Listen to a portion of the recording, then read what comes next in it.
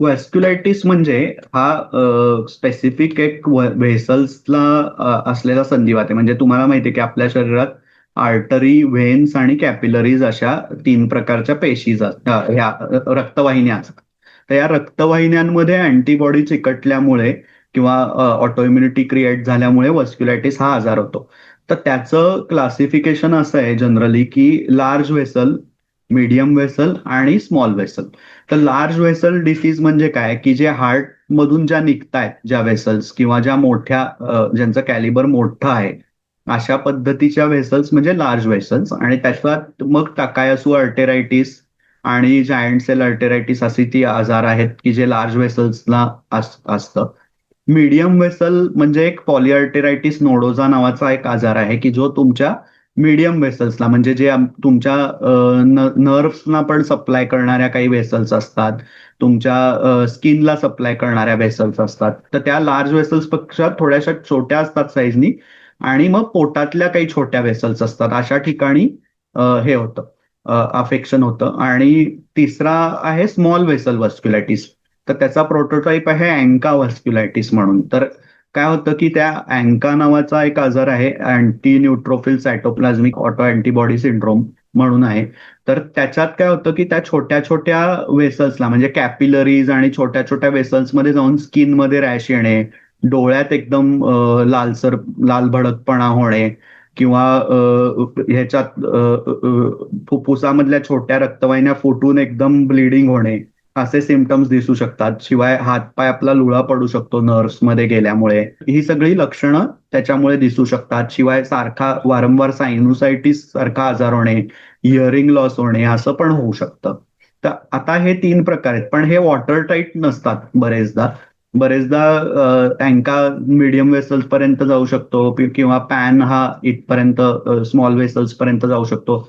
बाकी अनेक प्रकार आहेत की व्हेरिएबल वेसल व्हॅस्क्युलायटिस असं म्हणलं जातं. बेहेशे सिंड्रोम नावाचा एक आजार आहे की ज्याच्यात कुठल्याही प्रकारच्या आर्टरीज, व्हेन्स दोन्ही हे होऊ शकतात. मग त्याच्यात हे जे लक्षणं सांगितले ती होऊच शकतात.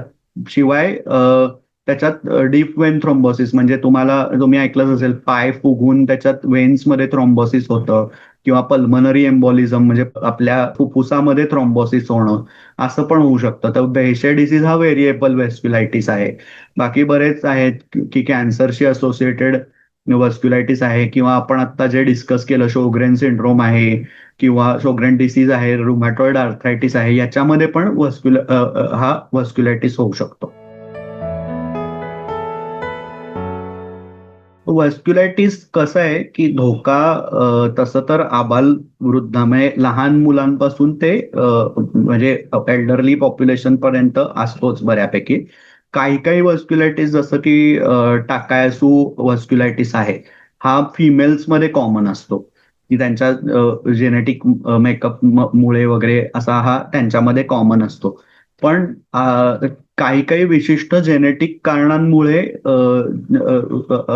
काही काही असतात गोष्टी की त्याच्यामध्ये हा धोका असं स्पेसिफिक आपण नाही सांगू शकत की या पॉप्युलेशनलाच धोका आहे वगैरे. पण काही फिमेल्समध्ये असतात कॉमन व्हॅस्क्युलायटिस, काही मेल्समध्ये असू शकतात आणि इंडिव्हिज्युअल जेनेटिक मेकअपवर पण होतं. कधी कधी काय असतं की वेगवेगळ्या प्रकारची औषधं म्हणजे ड्रग इंड्युस्ड व्हॅस्क्युलायटिस नावाची पण एक टर्म आहे की बऱ्याचदा काही अँटीबायोटिक्स आहेत, परत काही थायरॉइडला दिलेली जाणारी औषधं आहेत, काही हृदयाच्या गतीवर परिणाम करणारी अँटी अरिथमिक औषधं आहेत. अशांनी पण मग व्हॅस्क्युलायटिस होतो. तर असा असा हा प्रादुर्भाव होऊ शकतो अशा वेळेस. आता तसं तर दिसून येणारे बरेच सिम्पटम्स आहेत याच्यामध्ये. तर जर का लार्ज वेसल व्हॅस्क्युलायटिसचं झालं तर लार्ज वेसल व्हॅस्क्युलायटिस कधी कधी डायग्नोज करायला खूप अवघड जातो आम्हाला की त्याच्यात इतके नॉन स्पेसिफिक सिम्पटम्स असतात की म्हणजे असं स्पेसिफिक काहीच लक्षणं नसतात. तर एखाद्या वेळेस असं डायग्नोसिस झालेलं आहे की पेशंटला बीपी लागत नाहीये, पल्स बघितली तर पल्सच लागत नाहीये. मग तिकडनं पुढे सिटी अँजिओग्राफी होऊन मग अशा लोकांचं निदान होतं. काही ठिकाणी मग काम करताना हाताचं पायाचं काम करताना थकवा जाणवू शकतो. त्याला क्लॉडिकेशन असं म्हणलं जातं की एक स्पेसिफिक काम करत राहिलो आपण तर हाताचा रक्तपुरवठा थोडासा खंडित झालेला असतो किंवा म्हणजे रक्तपुरवठा खंडित झाल्यामुळे मग थोडासा रेस्ट घ्यावी लागते पेशंटला, मग परत काम करावं लागतं, असं त्याला क्लॉडिकेशन म्हणलं जातं. तर ते लार्ज व्हेसल व्हस्क्युलायटिस मध्ये आहे. कधी कधी जायंट सेल अल्टरायटिस किंवा या व्हस्क्युलायटिसमध्ये अचानक तुमची विजन पण लूज होऊ शकते, म्हणजे अचानक acute hyper acute visual loss ज्याला म्हणतो, तर ते आहे. ते तर दिसूनच येतात लक्षणं. आणि बाकी डोळा लालभडक होणे, त्याला स्क्लेरायटिस असं म्हणलं जातं. शिवाय नर्व्स मध्ये विकनेस येऊन थोडासा हातपाय असा पडणे, या गोष्टींमध्ये हे होऊ शकतं. कधी कधी रेअरिटीमध्ये जसं म्हणलं अँकाव्हस्क्युलायटिस मध्ये फुफ्फुसामधूनच रक्तस्राव होऊन म्हणजे तुमच्या कफमध्ये ब्लड स्पिट आउट होऊ शकतं, असं असतं.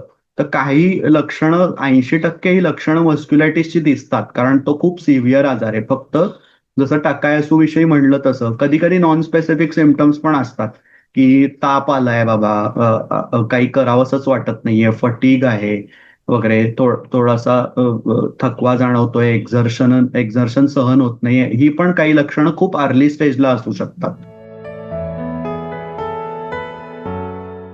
व्हस्क्युलायटिसला बरं करण्यासाठी पहिले तर डायग्नोसिस महत्वाचं आहे, की कुठला टाईप आहे हा व्हस्क्युलायटिसचा.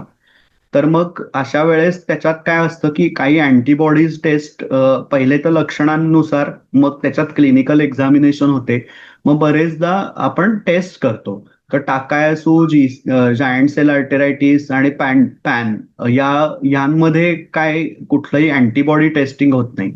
टाकायासू आणि जायंट सेल अल्टेरायटिस हे जे आजार आहेत ते सीटी अँजिओग्राफी किंवा या रेडिओलॉजिकल टेस्टमध्ये जी अँजिओग्राफी होते त्याच्या स्पेसिफिक अपिअरन्स मध्ये डायग्नोसिस केलं जातं. पॉलीअल्टेरायटिस नोडोजा जो आजार आहे त्याला जर का स्किनवर काही लक्षणं असतील, स्किनवर काही रॅश वगैरे असेल, तर त्याची समजा बायोप्सी घेतली असेल, त्याचा तुकडा टेस्टिंगला नेला असेल, तर त्याच्यातून त्याचं निदान होऊ शकतं. किंवा नर्व्सची बायोप्सी घ्यावी लागते कधी कधी त्या आजारामध्ये.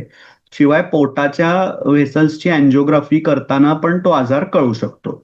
आता स्मॉल व्हेसल व्हस्क्युलायटिस जो आहे अँकाव्हस्क्युलायटिस, त्याच्यामध्ये अँटीबॉडीज आहेत, की बरेचदा त्याच्यामध्ये अँटीबॉडीज पॉझिटिव्ह येतात. त्याला एमपीओ आणि PR3 अँटीबॉडीज असं म्हणलं जातं. पण कधी कधी त्याच्यात काही आजार असतात ज्याच्यात इओसिनोफिलिक ग्रॅन्युलोमॅटोसिस विथ पॉलिएंजायटिस असा आजार आहे, की ज्याच्यात इओसिनोफिल्सचं प्रिडॉमिनन्स असतो. तर अशा आजारात 60% वेळेस ती टेस्ट निगेटिव्ह येते. मग सिम्प्टोमॅटिक ऑर्गन, जो ऑर्गन ज्या अवयवाला इजा झालेली आहे किंवा जो अवयव तुम्हाला सिम्प्टम देतोय, सपोज नर्व आहे, परत काही स्किन आहे, अशा ठिकाणची बायोप्सी खूप डायग्नोस करते. तर क्युटॅनियस अल्सर्स आहेत, मग त्या अल्सर्सच्या भोवतीची बायोप्सी घेतली तर ते निदान होतं. तर असं करून निदान आपण करतो. ह्याचा उपचार आता तेच मगाशी म्हणलं तसंच, की माइल्ड, मॉडरेट, सिव्हिअर त्याचे भेद आहेत. तर माइल्ड आजारांमध्ये जनरली साधं ओरल काही टॅबलेट्स देऊन, थोडंसं लो डोस स्टिरॉइड देऊन आपण 1-2 वर्ष व्यवस्थित ट्रीट करतो आणि मग 6 महिने एकदम शांत असेल आजार तर हळूहळू इम्युनोसप्रेशन कमी करून तो बंद करतो. पण काही पेशंट असे असतात की जे सिव्हिअर आहेत खूप, ज्यांना काही ना काहीतरी असं लंगमध्येच ब्लिडिंग झालेलं आहे, काहींना डोळ्याच्याच भागात खूप मोठी इजा झालेली आहे व्हस्क्युलायटिसमुळे, किंवा ज्यांचा नर्व्समध्येच व्हस्क्युलायटिस गेलाय, म्हणजे लाईफ थ्रेटनिंग प्रेझेंटेशन्स जी आहेत, अशा ठिकाणी आपल्याला खूप हाय डोस स्टिरॉइड IV देऊन मग स्लोली स्लोली टेपर ऑफ करून साधारण 5 ते 10 वर्ष व्यवस्थित ट्रीटमेंट द्यावी लागते. कधी कधी खूप हायर मेडिकेशन्स, रिटुक्सिमॅब, सायक्लोफॉस्फोमाइड अशी औषधं पण द्यावी लागू शकतात.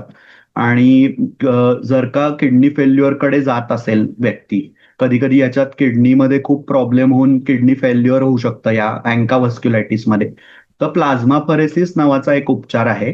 तर त्याच्यात शरीरातल्या अँटीबॉडीज डायलिसिस सारखंच एक मशीन असतं, त्याच्यातून त्या काढल्या जातात आणि मग पेशंटला बऱ्यापैकी त्याच्यात रिलीफ मिळतो.